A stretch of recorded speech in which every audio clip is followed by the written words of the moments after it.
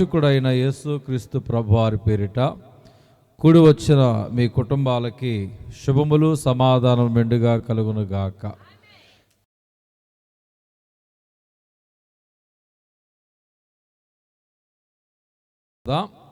పరిశుద్ధ గ్రంథములో లోకాసు వార్త 2వ అధ్యాయము 1 నుంచి 7 వచనాలు మనం చూసుకున్నట్లయితే యేసుక్రీస్తు ప్రభువారి యొక్క జన్మ చరిత్ర అంతా మనందరికీ కూడా తెలుసు. యేసుక్రీస్తు ప్రభువారు బెత్లెహేము ప్రాంతములో జన్మించారని, ఆ రీతిగానే ఆయన కన్య అయిన మరియమ్మ గర్భములో ఉద్భవించి ఉన్నారని, పశువుల పాకను దేవుడు ఎన్నుకున్నారు, ఆయన దారి మధ్యలో జన్మించి సత్రములో స్థలము లేనందున దేవుడు మరి చూడండి యేసేపు మరియమ్మ కలిసి ఆ యొక్క పశువుల పాకలో తీసుకుని వెళ్ళటం, అక్కడ స్థలము లేకపోవటను బట్టి యేసుక్రీస్తు ప్రభువారికి పశువుల పాక, పశువుల తొట్టి స్థలం ఇచ్చిందని మనం చూస్తూ ఉన్నాం. యేసుక్రీస్తు ప్రభువారి లోకమునకు ఆయన రక్షకుడిగా వచ్చాడు. ఆయన రక్షణ తెచ్చాడు. తెచ్చి జనులకు ఏమిచ్చాడంటే రక్షణను ఇచ్చాడు. వచ్చాడు, తెచ్చాడు, ఇచ్చాడు. ఏమిటి అంటే రక్షణ. దేవుని స్తోత్రం. భూమి మీద చూడండి, దేవుని బిడ్డలైన వారల ఆకాశములో ఉన్న పక్షికి రక్షణ, అలాగుననే నీటిలో ఉన్న చేపకి నేలలో రక్షణ, అలాగుననే భూమి మీద ఉన్న మానవునికి క్రీస్తులో ఉంటే ఆ మానవుని యొక్క ఆత్మకి రక్షణ కలుగుతుంది. యేసుక్రీస్తు ప్రభువారిని నమ్ముకోవాల్సింది ఎందుకు అంటే ఆత్మరక్షణ కొరకు ప్రభుని నమ్ముకోవాలి. ఈ ఆత్మ నిత్య నరకాగ్ని గుండమునకు వెళ్ళకూడదనే నరులైన మనల్ని రక్షించుట కొరకు యేసుక్రీస్తు ప్రభువారు ఈ లోకములో నరుడిగా ఉద్భవించి ఉన్నాడు. ఆయన నిత్యత్వాన్ని మనకి అనుగ్రహింప చేయటానికి, ఆ పరలోక రాజ్యములోనికి మనం తీసుకువెళ్ళటానికి ఆదాము ద్వారా ముయ్యబడినటువంటి పరలోక మార్గాన్ని కడపటి ఆదామని యేసుక్రీస్తు ప్రభువారి ద్వారా తెరవబడి ఆయన ద్వారా పరలోక రాజ్యములో ప్రవేశించాలని దేవుడి లోకములోకి నరుడిగా ఉద్భవించి ఉన్నాడు. దేవుని స్తోత్రం. ఆయన రక్షణ మనందరికీ దేవుడు అనుగ్రహింపచేయునుగాక. దేవుని ప్రియ సంఘమా, గమనించండి, పశువుల పాక మనందరికీ తెలుసు. పశువుల మరి పాకలో ఏముంది? యేసుక్రీస్తు ప్రభువారు జన్మించినప్పుడు పశువుల తొట్టి మనకు కనబడుతుంది. ఏంటి చెప్పండి? పశువుల తొట్టి కనబడుతుంది. ఇక్కడ భూలోకములో మరియమ్మ గారు యేసుక్రీస్తు ప్రభువారిని మరి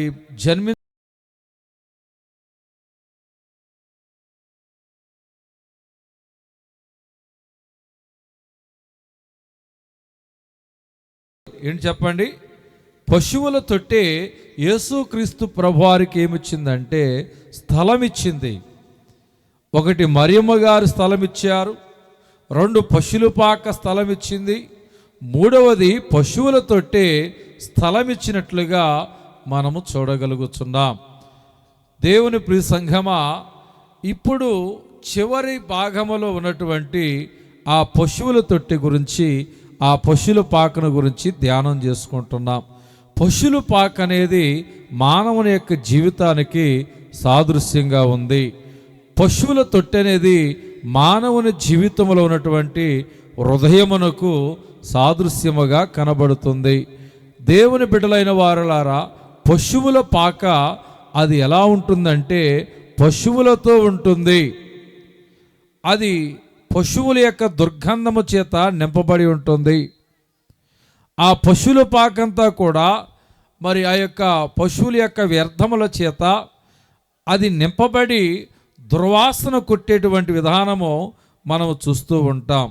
దేవుని బిడ్డలైన వారలారా, ఆ పశువులతో నింపబడి పశువుల యొక్క రొచ్చును, పశువుల యొక్క వ్యర్థాలను, అలాగుననే ఆ కుడిత తొట్టె అనగా పశువులు తాగేటువంటి తొట్టె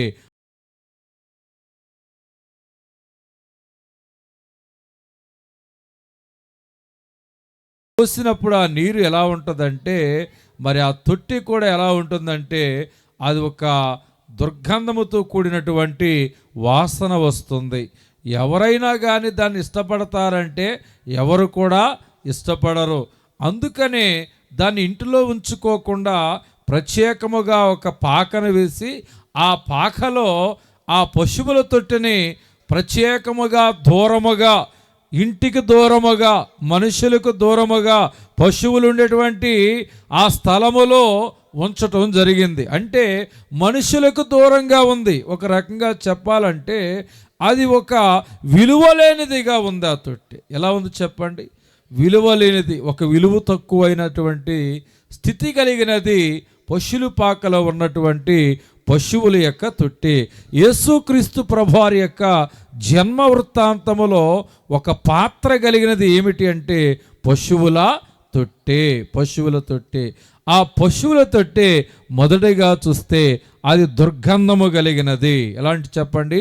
దుర్గంధము అంటే దుర్వాసనిచ్చేదిగా కనబడుతుంది. అలాగుననే మానవుడు కూడా దుర్వాసన కలిగిన వాడిగా ఉన్నాడు. ఏ వాసన అంటే పాపం అనేటువంటి దుర్వాసన కలిగిన వాడిగా ఉన్నాడు. ఒకప్పుడు మన జీవితాలు కూడా పాడైపోయాయి. ఒకప్పుడు మన జీవితాలు కూడా పాపము చేత నింపబడి అవి దుర్గంధముతో నింపబడినట్లుగా మనం ఎరిగిన వారుగా ఉన్నాం. కాబట్టి యేసుక్రీస్తు ప్రభువారు ఈ దుర్గంధముతో నింపబడినటువంటి తొట్టిని, ఈ దుర్గంధముతో నింపబడి వాసన కొట్టే తొట్టిని కోరుకున్నట్లుగా యేసుక్రీస్తు ప్రభువారు కూడా నీ పాడైపోయిన జీవితాన్ని, నీ కంపు కొడుచున్న నీ జీవితాన్ని, అయిష్టత కలిగిన నీ జీవితాన్ని యేసుక్రీస్తు ప్రభువారు ఈ రాత్రి కాలమందు దేవుడు కోరుకుంటున్నాడు. దేని స్తోత్రం! నీ చెడిపోయినటువంటి జీవితాన్ని కోరుకుంటున్నాడు. నీ చెడిపోయినటువంటి హృదయమును దేవుడు కోరుకుంటున్నాడు. కంపు కొట్టేటువంటి నీ జీవితాన్ని దేవుడు కోరుకుంటున్నాడు. దుర్గంధముతో నిండిపోయినటువంటి నీ హృదయాన్ని యేసయ్య కోరుకుంటున్నాడు. ఆనాడు దుర్గంధముతో నింపబడినటువంటి పశువుల పాకలు ఉన్నటువంటి పశువుల తొట్టిని కోరుకున్న దేవుడు ఈరోజు మన జీవితాలను కూడా దేవుడు కోరుకుంటున్నాడు. రెండవదిగా ఈ పశువుల పాకలు ఉన్న పశువుల తొట్టి ఎలాంటిదంటే చాలా చిన్నది. ఎలాంటి చెప్పండి? చాలా చిన్నది. అలాగే దేవుని బిడ్డలైన వారలారా, దేవుడు ఈ లోకములో చిన్నవాటినే దేవుడు కోరుకున్నాడు. వేటిని కోరుకున్నాడు చెప్పండి? చిన్నవాటిని కోరుకున్నాడు. ఈ పశువుల పాకలో ఉన్న తొట్టె చాలా చిన్నది. ఆ చిన్న తొట్టెనే దేవుడు కోరుకున్నాడు. ఈరోజు ఆ తొట్టె ఎవరనగా మన జీవితమే. దేవుడు పరిశుద్ధ గ్రంథములో చిన్నవాటినే కోరుకున్నాడు. చిన్న గ్రామమైన బెత్లెహేమును దేవుడు కోరుకున్నాడు. చిన్న గ్రామమైనటువంటి ఆ పశువుల పాకనే కోరుకున్నాడు. ఆ చిన్న గ్రామం ఉన్నటువంటి ఆ పశువుల తొట్టెనే దేవుడు కోరుకున్నాడు. యేసుక్రీస్తు ప్రభువారి యొక్క సేవా దృక్పథములో 5 రొట్టెలను 2 చిన్న చేపలను దేవుడు కోరుకున్నాడు. చిన్నవాటినే దేవుడు కోరుకొని ఆయన గొప్పగా ఆశీర్వదించినట్లుగా చూస్తున్నాం. 5 రొట్టెలు 2 చిన్న చేపలనే దేవుడు కోరుకుని ఏం చేశాడంటే వాటి ద్వారానే 5,000 మందికి ఆహారాన్ని మార్చాడు. హల్లెలూయా, హల్లెలూయా. ఇవాళ నీ కుటుంబం చిన్నది. ఇవాళ నీ బిడ్డల ఉద్యోగములో చిన్నవారు, వ్యాపారములో చిన్నవారు, సేవలో చిన్నవారు, పరిచర్యలో చిన్నవారు, కుటుంబరీత్యా చిన్నవారు, లోకములో చిన్నవారం. మనుషులకు మనము అలుసుగా కనపడవచ్చు, నలుసుగా కనపడవచ్చు, చిన్న చూపుకు గురై ఉండవచ్చు. మన జీవితాలు చిన్నవిగా ఉన్నాయి, మనుషుల దృష్టికి చిన్న చూపుగా ఉన్నాయి. ఈరోజు నీ చిన్ని వ్యాపారంతో వచ్చావు, ఈరోజు చిన్ని ఉద్యోగంతో వచ్చావు, ఈరోజు అసలు ఒక సెంటు భూమి లేకుండా ఒక చిన్న జీవితము చేత దేవుని దగ్గరికి ఖాళీ చేతులతో ఈరోజు వచ్చావు. దేవుడు మాట్లాడుతున్నాడు. ఈ చిన్న జీవితం నాకు కావాలంటున్నాడు. ఈ చిన్న జీవితంలో ఉన్న హృదయమే నాకు కావాలంటున్నాడు. 5 రొట్టెలు 2 చిన్న చేపలు కోరుకుని 5,000 మందికి ఆహారంగా మార్చి ఆకలి తీర్చిన దేవుడు ఈరోజు నీ చిన్న జీవితాన్ని అనేకులకి ఆశీర్వాదకరముగా దేవుడు మార్చునుగాక. నీ బిడ్డ జీవితం, నీ బిడ్డ ఉద్యోగం చిన్నదే. ఆ చిన్న ఉద్యోగం దేవుడు అనేకులకి ఆశీర్వాదకరముగా, పోషణకరంగా దేవుడు మార్చునుగాక. ఈరోజు సేవ చిన్నదే, వ్యాపారం చిన్నదే. ఆ చిన్న దానినే దేవుడు కోరుకొని నీ వ్యాపారమును నా ప్రభు ఈరోజు నుంచి పెద్దదిగా చేయనుగాక.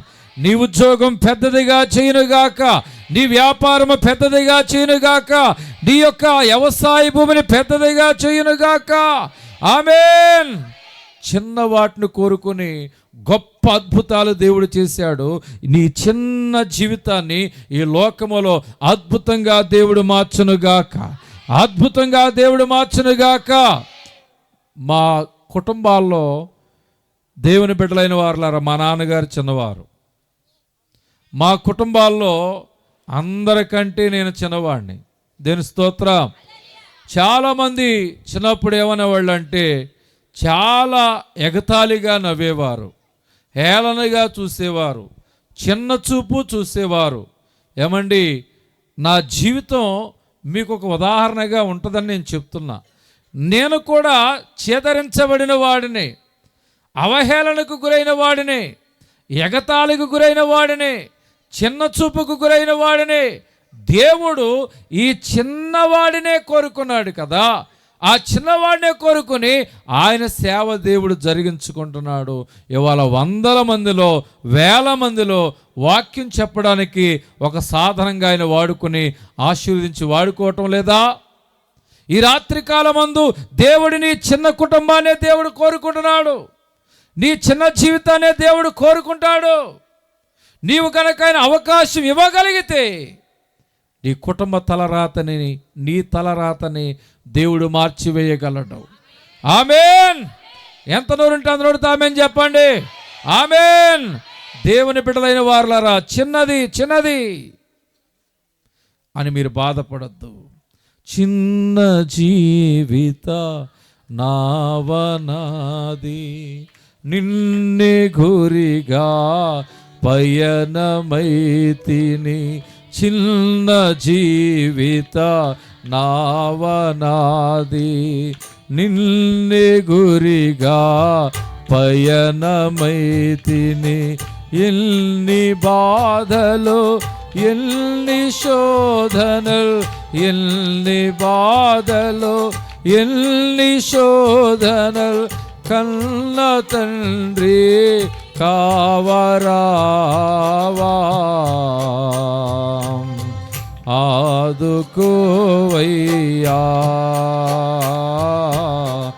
ఆదుకోవయ్యా. అలలపైన నడచిన నాదు యేసయ్యా, నాదు యేసయ్యా. హల్లెలూయా. ఈ పశులు పాకల ఉన్న తొట్టి ఎలాంటి చెప్పండి? చిన్నది. ఆకాశము, మహాకాశము పట్టజాల దేవుడు దేని కోరుకున్నాడు? చిన్నదైన పశువుల తొట్టిని కోరుకున్నాడు. చిన్నదైన నీ కుటుంబాన్ని రాత్రి కాలమున నా దేవుడు కోరుకునుగాక. చిన్నదైన మనుషుల దృష్టిలో నీ జీవితాన్ని నా దేవుడు కోరుకునుగాక. ఈ లోకములో గొప్పగా చేయునుగాక. అవమానాలకి, నిందలకి గురి అయిన నీ కుటుంబాన్ని ఘనతలోనికి దేవుడు నడిపించునుగాక. నమ్మిన వారు మాత్రమే బలముగా రెండు చేతులు జోడించి చెప్పలు కొడుచు బలముగా ఆమేన్ చెప్పండి. నా ప్రభుని చిన్న జీవితాన్ని ఘనతలోనికి నడిపించబోతున్నాడు. నడిపించునుగాక.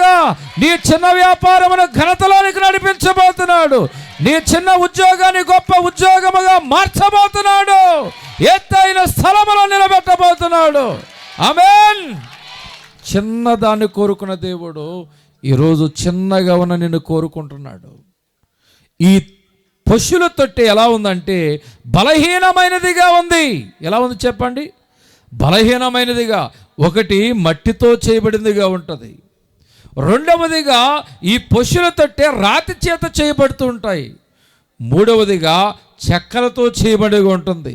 ఎన్ని రకాలుగా చేసినా కానీ పశువుల తొట్టి బలహీనమైనదే. దేని స్తోత్రం, దేని స్తోత్రం. బలహీనమైనదే ఆ పశువుల తొట్టి. ఆ బలహీనమైనటువంటి పశువుల తొట్టిని దేవుడు కోరుకున్నాడు. ఈరోజు నువ్వు ఏ బలహీనత చేత ఈ స్థలంలోనికి నువ్వు వచ్చి ఉన్నావో,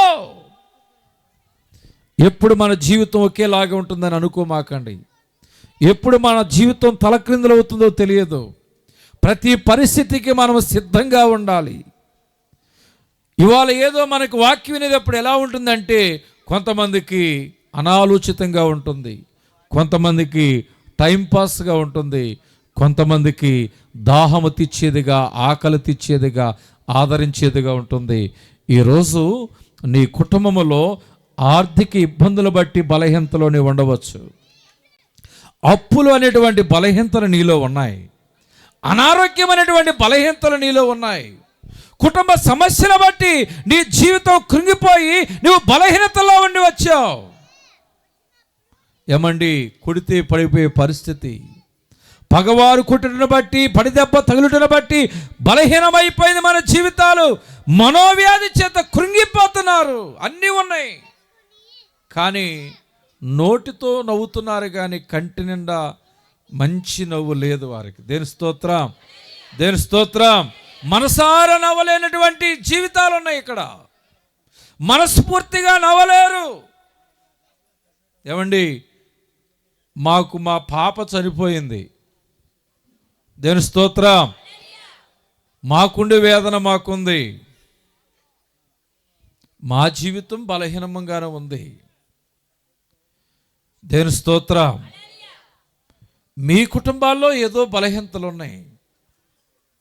పైకి ఈ రూపమే కనబడుతుంది, దేని స్తోత్రం.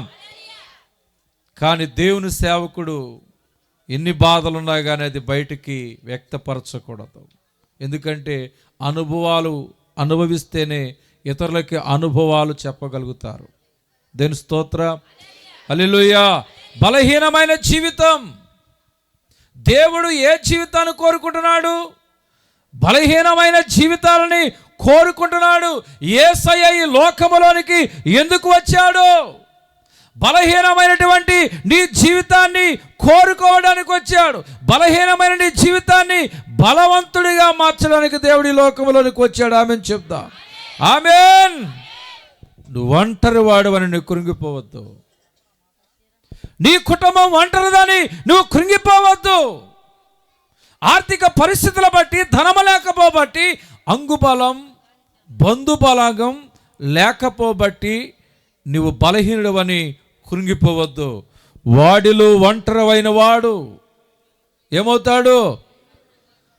10,000 కొలది బలమైనట్టి జనమొగుతాడు. ఆమె చెప్దాం. అటువంటి బలవంతుడిగా మార్చడానికి వచ్చాడు. నువ్వు బలహీనవని నువ్వు కృంగిపోవద్దు. నీ బలహీనతల తట్టు నువ్వు చూడవద్దు. నీ బలమునకు మించిన పనులు దేవుని బలమే కదా చేయవలసిన. నీరసపడిపోకు, నీవే కదా నా ఆస్తి.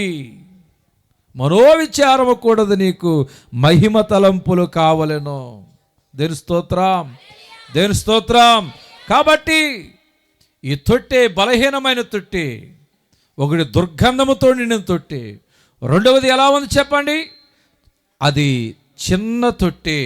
మూడవదిగా బలహీనమైన తొట్టె. నాలుగవదిగా మానవ సమాజానికి మనుషులకి దూరం పెట్టబడిన స్థితిలో ఉన్న తొట్టె పశువుల తొట్టె. గట్టిగా చెప్తా, హల్లెలూయా, హల్లెలూయా. దేవుని ప్రియ సంగమా, ఈ పశువుల తొట్టె ఎలా ఉంది? మానవులందరికీ దూరంగా ఉంది. మానవులతో కలిసి లేదు. అది మానవుల జీవితం నుంచి దూరముగా త్రోసివేయబడింది, వెలివేయబడింది, తృణీకరించబడింది, దూరం పెట్టబడింది. ఇక్కడ మనం కూడా ఈ పశువుల తొట్టి లాంటి జీవితాన్ని మనం కూడా అనుభవించవచ్చు.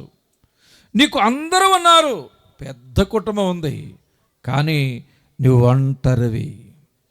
అందరూ ఉన్నారు, కానీ నీ జీవితం ఈ పశువుల తొట్టులాగానే ఎలా ఉందో తెలుసా? మానవ సమాజానికి దూరం పెట్టబడినట్లుగా నీ కుటుంబం మనుషులకి, బంధువులకి, స్నేహితులకి దూరం పెట్టబడింది. హల్లెలూయా.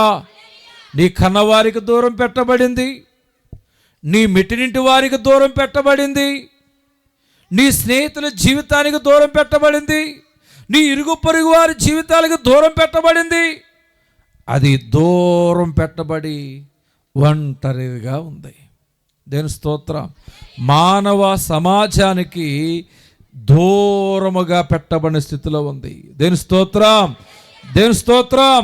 దూరముగా ఉన్న స్థితిలో ఉంది ఈ పశువుల పాకలు ఉన్న తొట్టె. దేవుని స్తోత్రం. ఎవరి ఇంట్లో ఉంచట్లా. ఇప్పుడంటే చూడండి, క్రిస్మస్ సీజన్ రాగానే పశువుల పాక ఒకటి వేసేస్తున్నాం, ఆ పశువులు తీసుకొచ్చి బొమ్మలు పెట్టేస్తున్నాం. ఆ తర్వాత ఏం చేస్తున్నారండి, పశువులు తొట్టి దాంట్లో యేసుక్రీస్తు ప్రభువారిని పెడుతున్నారు. మార్పు వచ్చింది అనుకుంటా. మా ఇంటి పేరు పశువుల పాక, పక్కింటి పేరు వలీవల తోట, మా ఇంటి పేరు పశువుల పాక, పక్కింటి పేరు వలీవల తోట. హల్లెలూయా. ఇంటి పేరుని ఎలా మార్చుకున్నారు ఇప్పుడు క్రైస్తవులు? అమ్మా, పశువుల పాకగా మార్చుకున్నారు. అందుకని ఆ ఇంట్లో ఏం పెడుతున్నారు? పశువుల పాకే చేస్తున్నారండి. ఏం చేస్తున్నారు చెప్పండి? ఇవాళ పెద్ద పెద్ద కోట్ల రూపాయలతో, లక్షల రూపాయలతో మందిరాలు కట్టి ఆ లక్షల రూపాయల మందిరాల్లో ఏం పెడుతున్నారు తెలుసా? పశువుల పాక పెడుతున్నారు. లక్షల రూపాయలు పెట్టి ఇల్లు కడుతున్నారు, అక్కడ ఏం పెడుతున్నారు తెలుసా? పశువుల పాక పెడుతున్నారు. దేని స్తోత్రం. గవర్నమెంట్ ఆఫీసులో ఏముంటున్నాయో తెలుసా? పశువుల పాకలు ఉంటున్నాయి. స్కూల్స్లో పశువుల పాకలు, చర్చెస్లో పశువుల పాకలు, వ్యాపార స్థలాల్లో పశువుల పాకలు, ఎక్కడ చూసినా పశువుల పాకలు వచ్చేసినాయి. ఇప్పుడు పశువుల పాకలో ఉన్న తొట్టే, ఆ తొట్టులో ఉన్న యేసు ప్రభువారు, దేవదూతలు, జ్ఞానులు అందరూ వచ్చేస్తున్నారు ఇప్పుడు. అప్పుడు ఆ పశువుల తొట్టి ఎలా ఉందో తెలుసా? మానవ సమాజానికి దూరం పెట్టబడింది. ఇక్కడ కూర్చున్న వారు చాలామంది ఉన్నారు. హల్లెలూయా, హల్లెలూయా. ఇవాళ మానవ సమాజానికి మనం దూరంగా ఉన్నాం. ఈ పశువుల తొట్టిని దూరంగా పెట్టినట్టు మీ కుటుంబాన్ని దూరంగా పెట్టారేమో. మీ జీవితాలని ఈ లోకములో ధనమును బట్టి దూరం పెట్టారేమో. ఆ పశువుల తొట్టి దుర్గంధముతో ఉందని దూరం పెట్టారు.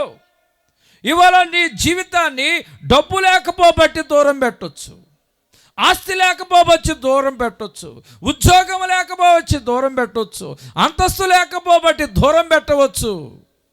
ఇవాళ మానవ సమాజానికి నీ కుటుంబం దూరం పెట్టబడిన స్థితిలో ఉంది. మంచి రోజులు నీ జీవితంలో రాబోతున్నాయి. ఎంత నూరుంటే అందులో తామని చెప్పండి. దూరం పెట్టబడినటువంటి పశువుల తొట్టిలోనికి యేసు ప్రభువారు వచ్చి ఆ తొట్టికి విలువను తెచ్చాడు. ఆ దూరం పెట్టబడిన తొట్టి ఇప్పుడు ఎక్కడికి వచ్చేసింది? కోట్ల రూపాయల మందిరాల్లోకి వచ్చేసింది. హల్లెలూయా. కోట్ల రూపాయలు పెట్టిన గృహాల్లోనికి వచ్చేసింది. ఇవాళ ఎక్కడ చూసినా కానీ పశువుల పాకలే క్రిస్మస్ అంటే. ఇవాళ మనం ప్రకటించుకునేటువంటి వాక్యం కూడా ఏంటి చెప్పండి? దేని గురించి చెప్పుకుంటున్నా? పశువుల తొట్టి. విలువలేని తొట్టిలోనికి యేసై వస్తే ఏమొచ్చింది చెప్పాలి? విలువ వచ్చింది. గుర్తింపు లేనటువంటి ఆ పశువుల తొట్టిలోనికి ఎవరు వస్తే విలువ వచ్చింది? యేసై వస్తే. ఇవాళ నీ కుటుంబానికి గుర్తింపు లేదేమో, మీ జీవితాలకు గుర్తింపు లేదేమో. మనుషులందరి చేత ఛేదరించబడి, మనుషులందరి చేత వెలివేయబడి, మనుషులందరి చేత తృణీకరించబడి, మనుషుల జీవన శైలికి దూరాన పెట్టబడినదిగా ఉంది. అది తృణీకరించబడినదిగా, ఒంటరి చేయబడినదిగా ఉంది. దేవుడు అందరి చేత తృణీకరించబడిన, అందరి చేత త్రోసివేయబడిన, అందరి చేత పడవేయబడిన, విలివేయబడిన, అసహించబడినటువంటి, ఇష్టము లేనటువంటి ఆ మానవులకి దూరముగా ఉన్నటువంటి ఆ ఒంటరిదైన పశువుల తొట్టిని కోరుకున్నాడు. ఆ దివి నుంచి ఆకాశం మహాకాశం పట్టణాలను దేవుడు భూలోకములోనికి వచ్చి అందరి చేత వెలివేయబడినటువంటి తృణీకరించబడిన ఆ పశువుల తొట్టి దగ్గరికి వెళ్ళి ఆ పశువుల తొట్టిలోనే దేవుడు పరుండన్నాడు. దాన్నే దేవుడు కోరుకున్నాడు. ఇవాళ అందరి చేత విడిచిపెట్టబడిన నీ కుటుంబాన్ని దేవుడు కోరుకోబోతున్నాడు. మీ జీవితాన్ని దేవుడు కోరుకోబోతున్నాడు.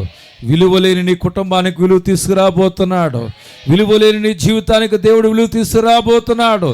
దేవుడు అత్యున్నతమైన స్థితిని దేవుడికి ఉంచబోతున్నాడు. ఘనమైన అంతస్తులో నీ కుటుంబాన్ని, మీ జీవితాలని దేవుడు నిలబెట్టబోతున్నాడు. నమ్మిన వారు రెండు చేతులు జోడించి చప్పలు కొడుచు, నమ్మిన వారు నోటితో ఆమేన్ బలంగా చెప్పండి. ఆమేన్, ఆమేన్, ఆమేన్. అందరూ నన్ను విడచినా నీవు నన్ను విడువనంటివే. అందరూ నన్ను విడచినా నీవు నన్ను విడువనంటివే. నా తల్లివి నీవే, నా తల్లి తండ్రి నీవే యేసయ్యా. నా తల్లివి నీవే, నా తల్లి తండ్రి నీవే యేసయ్యా. అందరూ నన్ను విడచినా నీవు నన్ను, వ్యాధులు నన్ను చుట్టినా బాధలు